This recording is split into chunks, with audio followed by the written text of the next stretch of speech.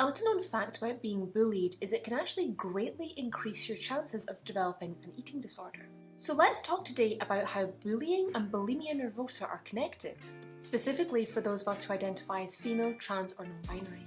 Though Hollywood still often depicts bullying as physical violence and being roughed up in the school corridor, as they discuss in the cult classic Mean Girls, that's not how it works in girl world.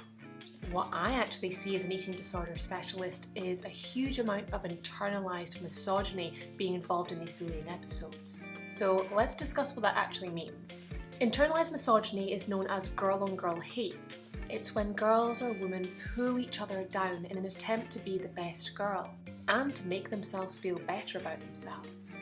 This bullying is much more likely to look like what we would call isolation and alienation.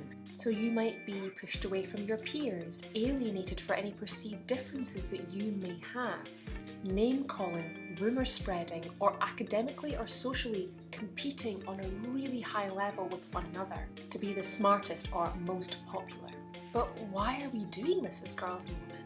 Because the patriarchal world that we live in tells us that there can only be one best girl, and to get there we have to compete with one another.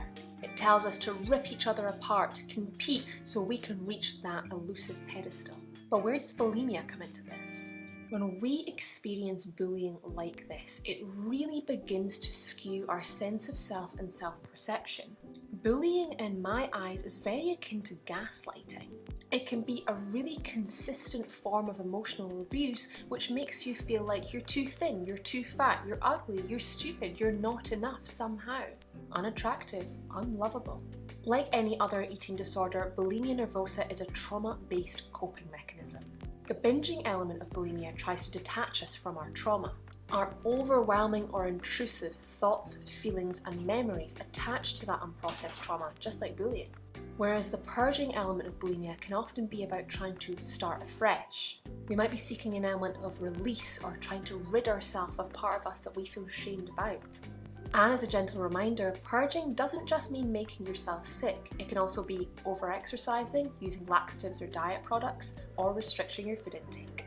So when we understand these elements of bulimia nervosa, it's no real surprise that we can see the connection between bullying and bulimia.